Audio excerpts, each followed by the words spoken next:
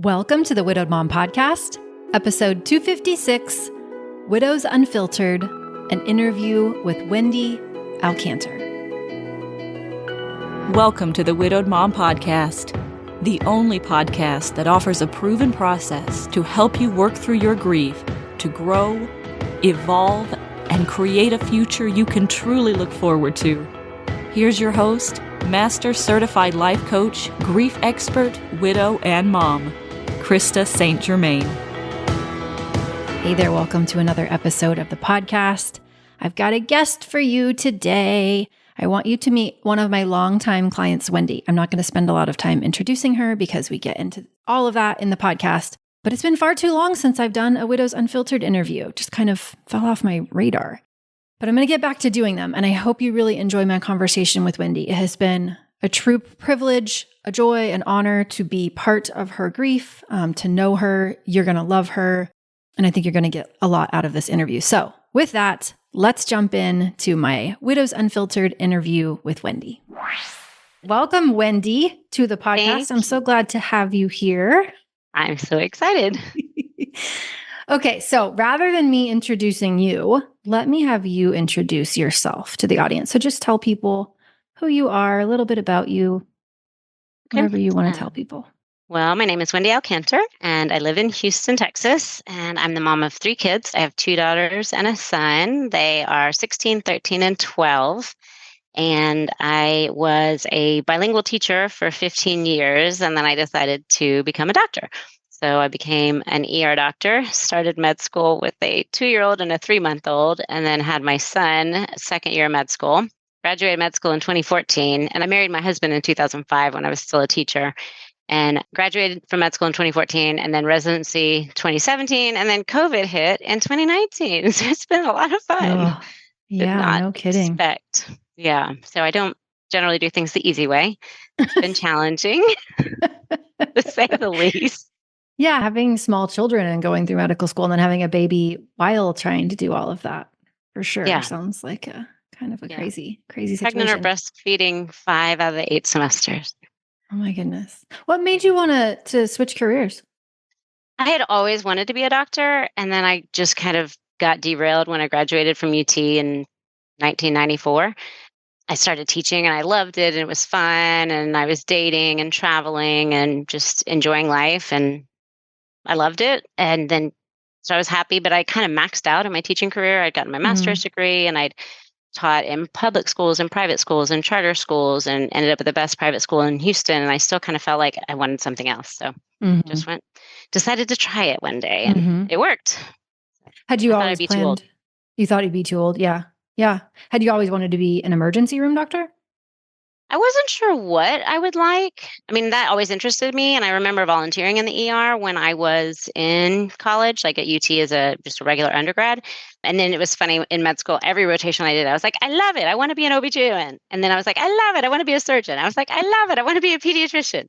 I mean, every rotation, I think because I'd waited so long to do it, everything was fun. And so I loved every rotation. And it really, at the end, it kind of came down to, I wanted to be an OB/GYN. And like my OB made her husband postpone his surgeries to come in and deliver my 3rd child on a Sunday morning. And that was the kind of OB I would want to be, but not the kind of mom I wanted to be. Yeah. And so Todd, my husband, I had a lot of discussions about it. And he's like, you know what, if you go into ER, you'll get to do everything. You'll deliver babies. You won't do surgery, but you'll do procedures. You'll get to see, old people, young people, babies, everything. And it has been a good fit because I do get to see a little bit of everything. Yeah. Amazing. Which is fun. Yeah. Okay. And so your kids are 16, 13, and 12. So then let's back up. So when you became a widow, they were what? It was 3 years ago. So Bella was 13 and Amelia was 10 still, I think.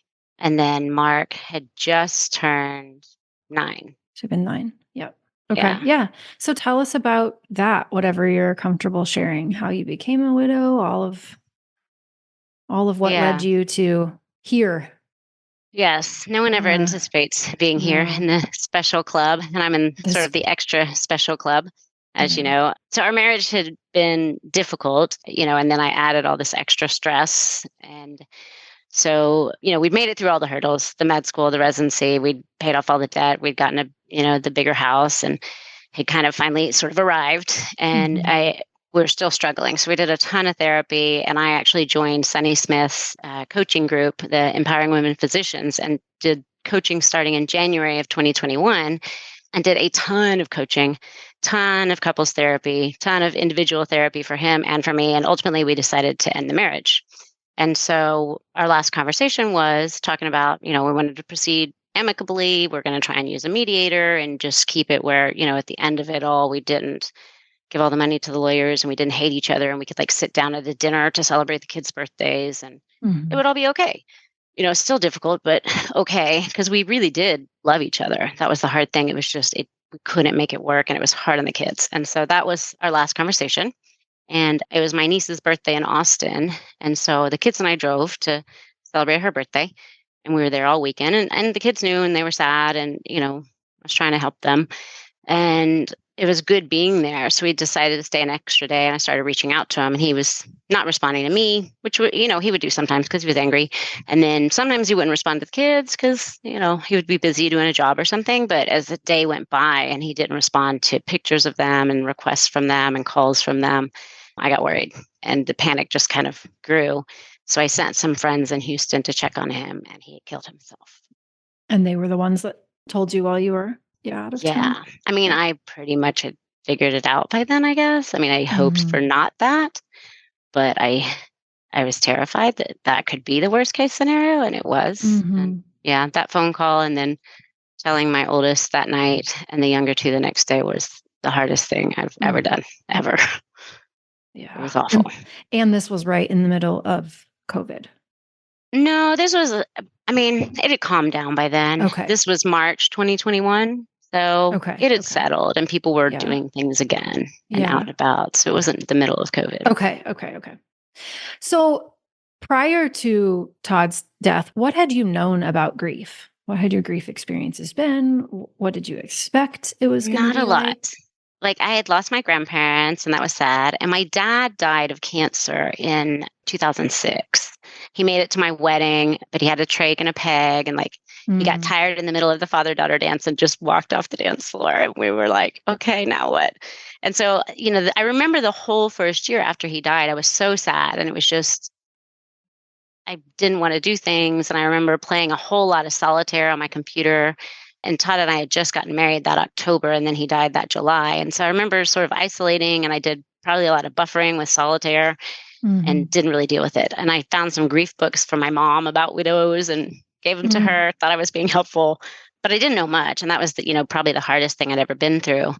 So I was still in the coaching program with Sunny and EWP. And so Nora, I know you know Nora, was trying to Mhm. help me. And she immediately put me on your podcast because she was like, okay, you need to listen to this. This will help. Krista will be a help to you. Listen to her podcast.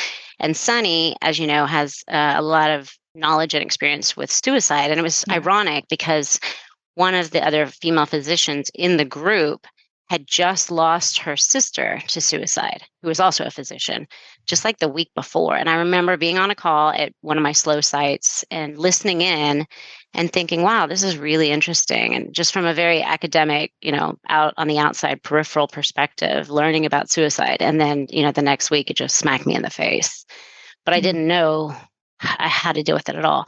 And we had been taught, in med school how to break bad news. When you go in and tell a family that their loved one has died, they teach us Mhm. how to do that and things to do and things not to do. And so I knew about that, but like past that, I didn't know anything what to do. I always tell the parents, I'm here, or the family, I'm here if you need anything or you have a question. But I didn't know anything really about grief. Yeah. What do you remember about what it was like for you in the earlier part of grief? Oh my gosh, it was awful. I mean, it was so horrible. Because it was such a shock, and I was already sad. The kids were already sad, and then this showed up, and it was horrible. I was in this sort of like desperate, kind of panicked, super hyper restless stage for probably months, where I couldn't sleep. I'd sleep like 2 to 4 hours a day. I couldn't sit still. I couldn't eat. I would run and run and run whenever the kids were sleeping, doing like 25, 30,000 steps a day just because I could not sit still. And I felt like I just had to move. It was like this panic. And I think it was a lot of it had to do with the kids and what do I do for the kids and how do I do this and what do I do? How do I manage being, a working mom? And he was the stay-at-home dad. And like, well, how do I help these kids get through this? They're going to be ruined. This is going to break them. And they were so broken at the first. Like every night at bedtime, everybody's just sobbing, like 3 different rooms. I have 3 little people just breaking down and crying and crying. And some nights I couldn't handle it. I would send family in. I'm like, I can't do it. I'm going to run away. And I'd literally go run. And family would do it. And I just thought, I don't know how anyone gets through this. Like, what do you do? What were some of the things that you found helpful? Well, I started listening to your podcast a lot, and I was still coaching with Sunny and Nora was great. And she would, coach me and she'd pray with me and it was very supportive, but didn't understand the whole widow thing and the intense grief and the suicide. And so your podcast more and more was like, oh, okay. Like new widows start here. And when it was suicide, we listened to that over and over. And I was like, okay, and I'd learned from it. And I took notes and wrote things down and just, I clung to your podcast. Really, every time I had to go to work, I'd listen to it the whole way and I'd listen to it the whole way home. And every time you signed off with, I love you, you've got this. I was like, oh, I hope I do. Maybe I do. Maybe I could sometime, But I listened to the ones that were relevant, sometimes 5, 10 times and took notes. And I was like, okay, we'll get through this. And I jumped into therapy for the kids and like started figuring out all the options because there are a fair amount of resources. And I just threw myself into how do I help them and what do they need and how do I do this? So I was like reading everything I could get my hands on and trying to figure it out. At what point? So point? much energy. Yeah. At what point do we actually connect? I remember, I don't know if it was a free call, but I think you were in your car and I remember coaching you on that. What made you decide to do that? Like, I think I've been listening for a while, but I don't know if I'd been on the Facebook. I don't know how, but it was like, oh, she has free calls. I should call in. And so I had just dropped the kids in Austin with my sister because I think I was working like a string of nights or something. And we couldn't get a nanny that could stay because my schedule's so crazy. So I was like, it was the summertime. So I was like, I'm going to leave the kids with you, left them with my sister. I was driving back from Austin and I was like, oh no, this isn't great. I have to pull over on the side of the road and call Krista. I felt so bad still. I was like, oh, I can't do this. And I did apologize. I'm like, I'm so sorry, but I'm safe. I promise I'm safe. But yeah, I called you and we coached something about Bella and like her struggle and her like, feelings about powerlessness. And I don't know, it was very helpful. I reread the notes actually yesterday and it was so helpful. And it was so clear that you got it that immediately after we hung up, I just sat on the side of the road and completed the application. Like I applied right then. And then you called me a few days later. You were still doing the calls and you called me and I was like, oh my gosh, she's calling me on my phone. It's just me and her talking. And so we chatted and the cohort was starting in August 2021. So that wasn't even, that long after his death. And I tried to tell you, oh, it's the beginning of school. This isn't maybe a great time. I'm going to be busy with homework and stuff. And you're like, it's never going to be a good time with 3 kids. It's always going to be crazy. I think this is a fine time. And I was like, okay, let's do it. So I started. You're always such a great example of what it can look like, though, to figure out how to make time, right? Because I just remember so many calls where you were like in a stairwell or, at work somewhere, and you could tell you were taking a break from work and figuring it out. So yeah, there is no great time. It's just we have to decide that we're worth figuring out how to make it work. You've, in my opinion, done a really good job of that.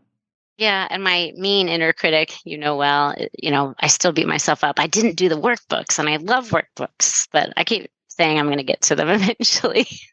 That's also so good though, because I think I try to tell people, you got to do what works for you, and when it comes to programs like Mom Goes On, there's a lot in there, but there's not a lot in there because I want people to have to do everything in order to be successful. There's a lot in there because I want it to be more like Netflix, right? Where there's different options and you can get what you came for in different ways. And it doesn't have to look like doing workbooks. It can also look like coming to calls and listening to calls and, so I think that's totally fine. What was the calls it like? Were so good for me. Okay. Yeah. That was going to be my next question is what was it like to listen to other widows and their coaching? Oh, so helpful. I was reading through because I have a notebook that I initially was taking notes on the podcast. And then when I joined the program, every call I sat and would take notes on the other people. And I tried initially to take notes when you were coaching me, but when you're in the spotlight, it's Mm-mm. hard. So then I would like write down the date and try and go back and look. I still have some I need to go back. But what I found was, when other widows were talking, it was like, oh, that's my problem. Well, let's see what she says. And it was so much easier a lot of times to sit back and listen to someone else. And it wasn't always exactly the same, but it was close enough that you're like, wow, okay, one, I'm not crazy. Like someone Mm-hmm. else is saying the exact same things I've been thinking and telling myself I'm crazy and what's wrong with me and how come I'm feeling this and how come my brain is telling me I'm so weird for feeling this? But oh, wow, look, she is too. And other people on the chat are saying, me too, me too, me too. So Mm-hmm. that was so validating. And then to be able to just sit and actually listen to you coach was so helpful because I could just freely take my notes and listen. And a lot of times you're addressing their specific situation and I would be tweaking it to my situation. But Mm-hmm. it was perfect coaching for me because it was similar enough that I was like, okay, I'm writing about, one of my kids or work or my, boss or something. And it was perfectly relevant. Which at first Mm-hmm. coming in, I had done, with empowering women physicians and Sunny, they have group coaching, but they have one-on-one. And I was really thinking, well, why doesn't she have the one-on-one? I really like that because I get to do my stuff and, they really address me. And I liked that. But very quickly I realized, nope, it's fine. I don't Yeah. need it. Yeah. And it's so funny from my perspective because I did one-on-one coaching for so long. There is no amount of convincing people that they're normal that the coach can do, right? It's only when you see your experience reflected in other conversations that you actually settle into, oh, it's not just me. This is not a me problem or a flaw, right? This is just a common experience in widowhood. And that only started happening when I got people together in groups. Just couldn't do Yeah. it one-on-one. So, But the solidarity is oh, lovely. yes. Like, Yeah. oh, What kinds of connections have you made? What's that been oh, like? so many. Like that's one of the best You things just about it. lit up. Oh, yeah. I have like I get teary talking about them. Oh, There's so many people. Like these women are my people now. Sorry, I'll try not to cry. crying Um, is welcome. yes, I know the feelings are all good, but a podcast, you want to try and hold it together. No, like you think, oh, it's a coaching group. You'll sign up to the calls and then that's it. On the days you have a call, that's it. But no, like literally, I text these ladies every day. Like we have multiple threads. We have the special suicide widows, which is a fun one. And we send each other dark humor and, dating disasters and whatever comes up and ask about, are my kids normal? What's going on? Is this normal? And then I have one-on-one conversations with like Carrie, is one of my favorite people. She's lovely. And I love Joe now. She's, one of my favorites too. And Sherry, we all bonded so much. And then we have the whole thread from like November this year. And even just on the calls, like the ladies that I haven't even met yet in person, they're like friends. And you sign on and you've heard their stories and they've heard your stories and you hear them coach and you feel for them because you're like, oh, I know how that feels. Like, and you type little notes or you direct message later and like you may not have met them, but they're still your friend. Like when I was in Hawaii last summer with the kids, and Suzanne and I met up. Like we kept Mhm. texting and trying to figure out, hey, when can we meet up? We want to do dinner or a hangout day on the beach, and it just never worked. And we ended up meeting in front of a grocery store. And her kid is standing there, and my kids are standing there, and my boyfriend's standing there, and we're like hugging and crying, and then we talked for like an hour and a half or 2 hours, and the kids are standing there going, "Oh, geez, moms, come on!" But at the same time, they got it. My Yeah. kids totally got it. They're like, I understand why you love this woman so much, even though you've never actually seen her in person. And we understand why you need to stand there and talk to her in front of the grocery store for an hour. And it was just so beautiful because, like, she's my friend. And I finally got to hug her. And, when I met you the first time, that was amazing. I joke about winning the Best Widow contest in November 21. And they're like, people are like, what's the Best Widow contest? I'm like, it's not actually. But, when I got to come and see you and be there and meet Carrie, that's when I met Carrie and Sherry and a bunch of other lovely ladies. And we were in your house for the coaching and the dinner. And we went back to your restaurant. And it was so special. And that group still chats all the time. And then going back for coaching on the couch this November was amazing. And it's just these deep connections where you know that they get you. Like I remember one of the other ladies who lost her husband to suicide was getting coached and it was hitting hard. And I was just crying and crying. And I'm sitting next to someone that I didn't really even know about her. I hadn't heard her coach much or, we just hadn't crossed over much online. But she's sitting next to me and she just reaches over and holds my hand. And it was Linda. And it's just like, okay, yeah, she gets me. She knows. And it was just little things like that that are so amazing. And then the dark humor. Like we got into Ubers. Oh my gosh, we got in the Uber. I don't know if anyone told you this story, but to go to dinner with you on Saturday night, it's all the women. I can't remember if it was 10 or 12 of us, but we had two Ubers. They were completely filled. And we hop in and our driver looks over. He's like, wow, 12 ladies going out on the town Saturday night. And we're like, yeah, it's really exciting. He's like, did y'all ditch your husbands? And we all start laughing. And MK busts out with, nah, they ditched us. And he's like, what do you mean? She's like, we're all widows. And this poor guy was horrified. I mean, he was so horrified. And we're just cackling, because sometimes you cry, but sometimes you have to just laugh. And, it's just funny. I love it. You can't always cry. Sometimes you have to laugh. And they get it, And we all thought it was hilarious.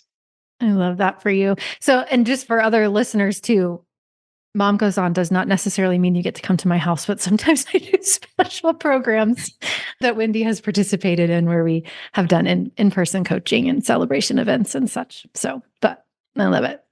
So, okay.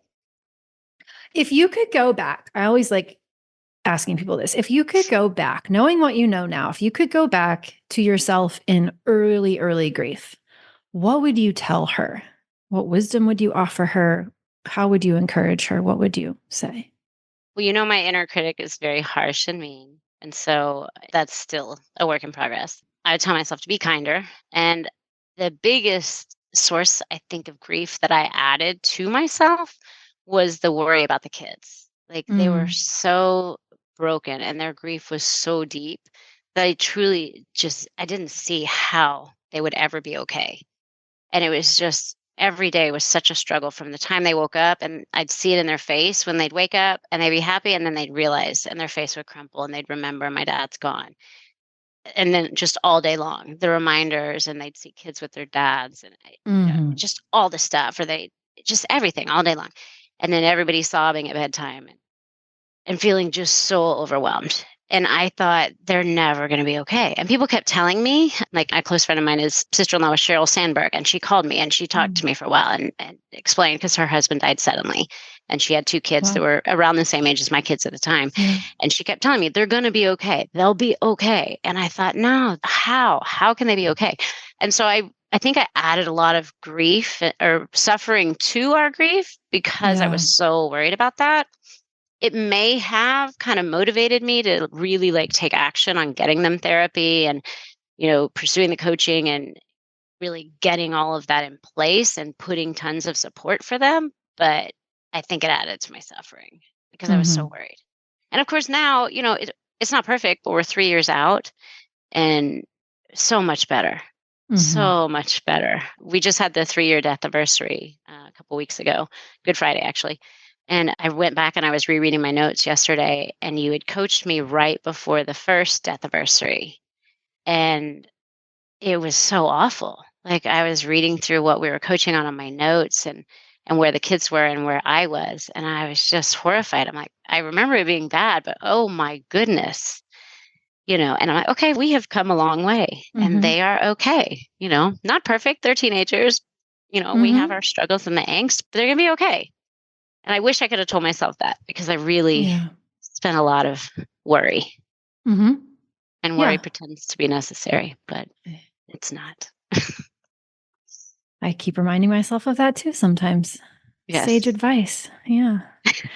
When I don't know, maybe it was even before you decided to, join a coaching program specific for grief, but what did you imagine the end game was? Because I know for me, the reason I'm asking this question is I vividly remember thinking, well, I've had my shot at happiness.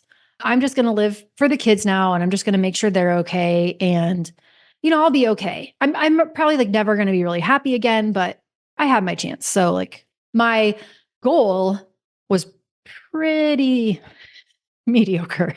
at best. Like the bar was maybe on the floor. Where was it for you? It was weird because I was so sad. But Mm-hmm. in some ways, there was relief because I'd been Mm-hmm. so unhappy in the Mm-hmm. marriage. And there was a little bit of relief in that sense and the safety that came with that. And so that it was, very contradictory. And I had a hard time wrapping my head around all of that. And the coaching definitely helped with, allowing all those feelings.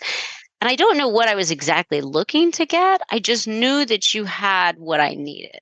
Mm. I don't know that I had a specific goal. I just knew I needed help figuring out how to do this and how to manage all these really intense emotions that I didn't know how to manage. Mm-hmm. And my kids, how to help them do it, because that was really my main focus, honestly. Like you said, I'm just going to live for the kids and help them. And I Mm-hmm. wasn't there because I was still, doing things for me. And early on, I tried to focus on, put the mask on yourself first. And I continued coaching the whole time, and then therapy and all of that for me as well.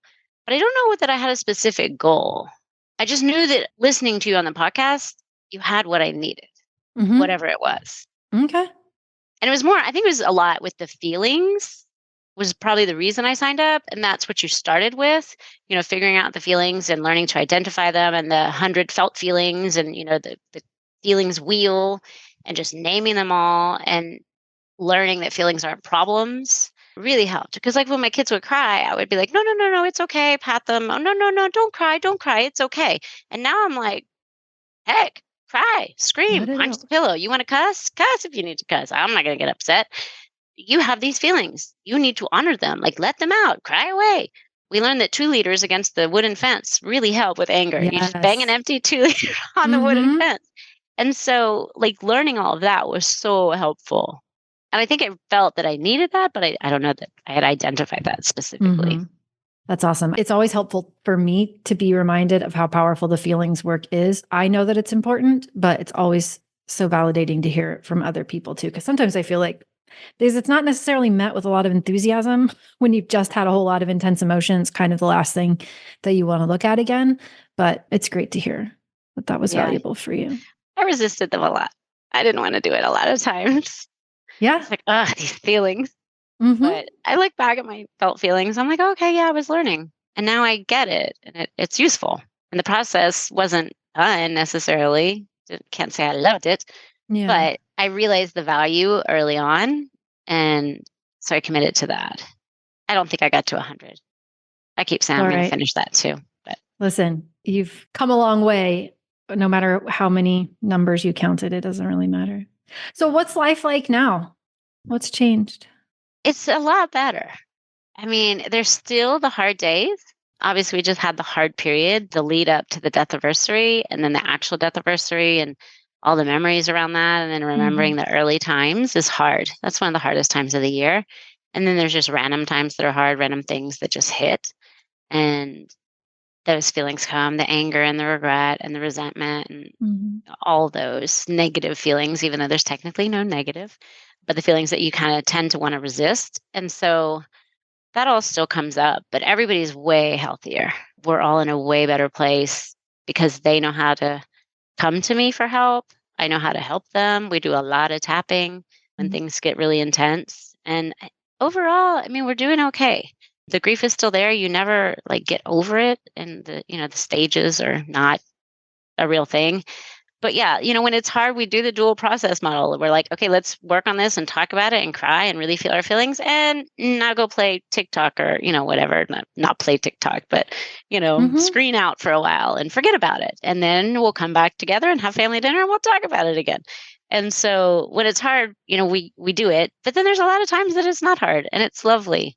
And they're turning into these amazing human beings that are okay. And Mm-hmm. like their dad wouldn't even recognize them, I Mm-hmm. think, at this point. And that makes me sad, but it's also a beautiful Mm-hmm. thing because they're beautiful people. And I'm proud of the human beings that they're turning into.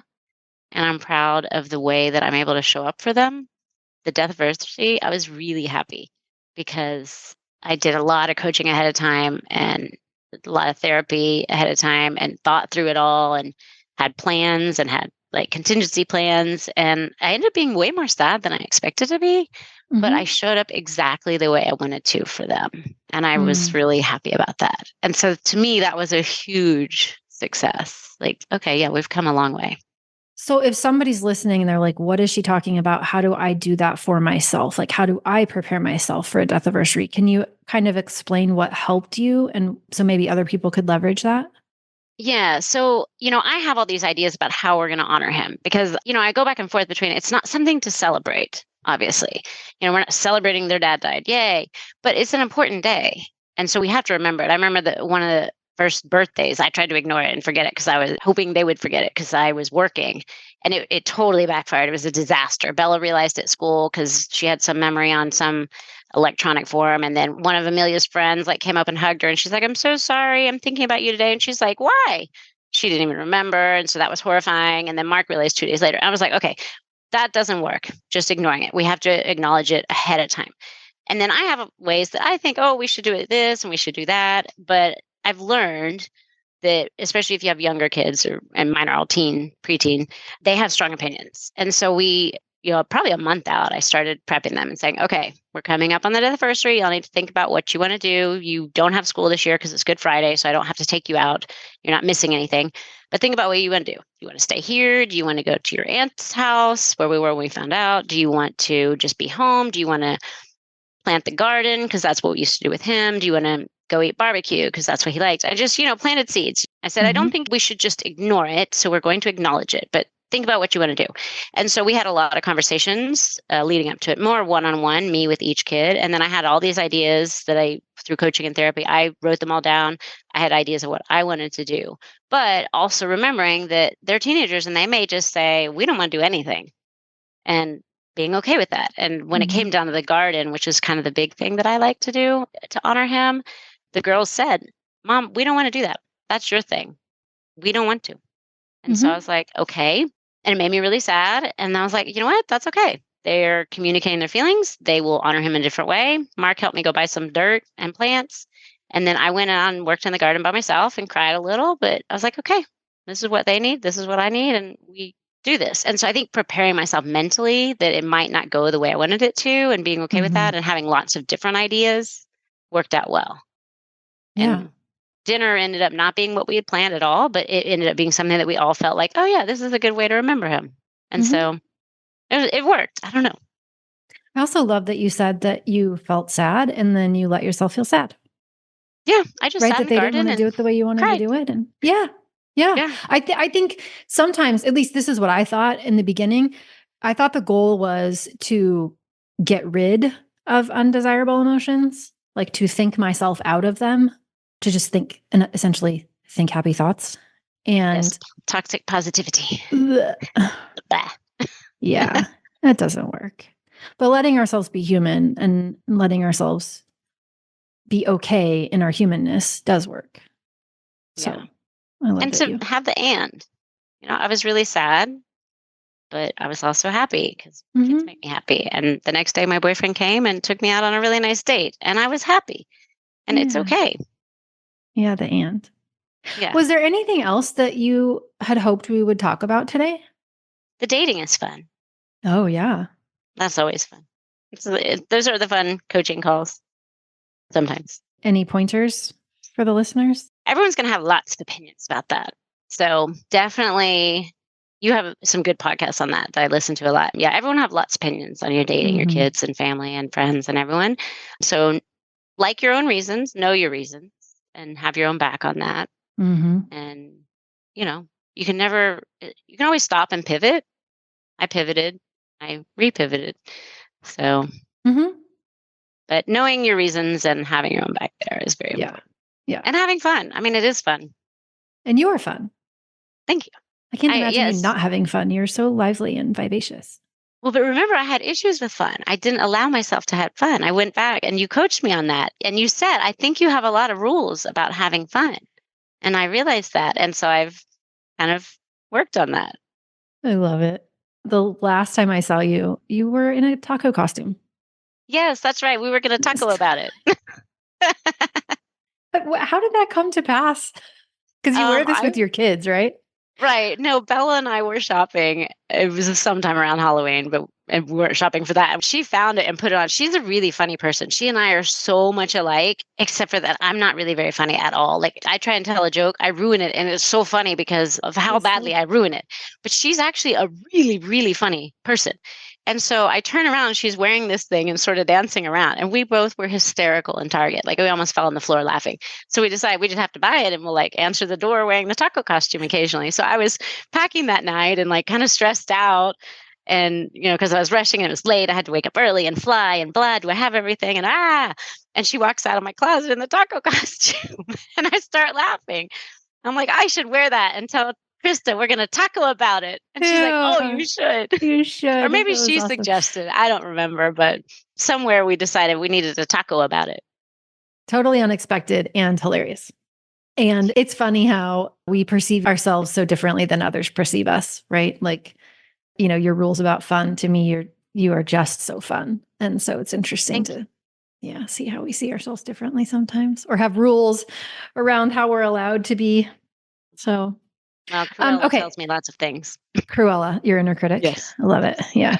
I had one more question while you were talking. You were talking about how your kids like tapping, and then you mentioned the dual process model. So all things I know that you've, learned from the various resources that you have surrounded yourself with, coaching and therapy and all of that. How much of that do you explicitly talk about with your kids versus just role modeling?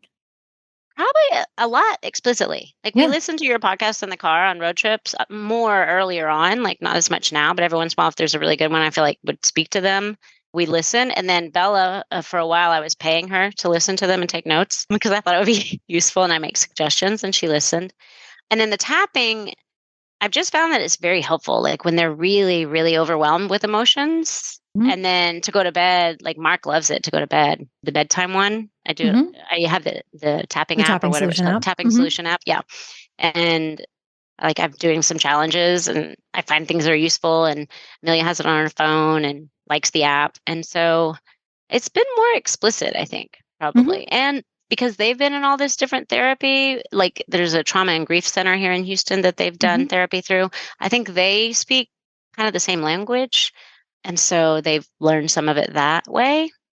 But yeah, I explain things pretty explicitly with them and in detail, but they're a little older, And as we go along, it kind of changes. The conversation does. Yeah. Yeah, as it should. I love it though, right? There's different approaches. Some people just role model it and that works brilliantly. Some people explain some things and then kind of gauge interest. And some people, are a little more explicit. So whatever works, but it's nice to see different ways of doing it. Yeah. So I definitely just role model some stuff too. But very cool. Sometimes they teach me. Is there anything that's coming to mind? I get cranky a lot because I'm tired and my back hurts or whatever. And they've gotten really good, especially the girls, about just calling me out. And I remember one day Amelia, I was really cranky and she was trying to help me with some stuff. And she finally said, "Mom, I've been nothing but helpful. I don't like how you're talking to me. I've just been helpful." And I stopped. I looked at her and I'm like, "You are so right. I love you so much." And I just gave her a huge hug. I'm like, "Thank you so much for like fixing my attitude." And then everything went on much more beautifully. Wow. If we could all communicate like that, what a different dynamic a lot of us would have with our kids. Yeah. I know. Kudos to you though for hearing it and receiving it and not immediately getting defensive. Well, and I think a lot of the feeling stuff with you has helped with that. And like calming down my inner critic to be more kind to myself allows me to be more kind and receptive to them. Yes, that is exactly it. People are like, why do I need to do the inner critic work? Well, you don't need to, but when you do, it's a lot more pleasant to be in your own brain, and it's a lot easier to connect with other people and show them compassion too. Thanks so much for coming on the podcast. You're welcome.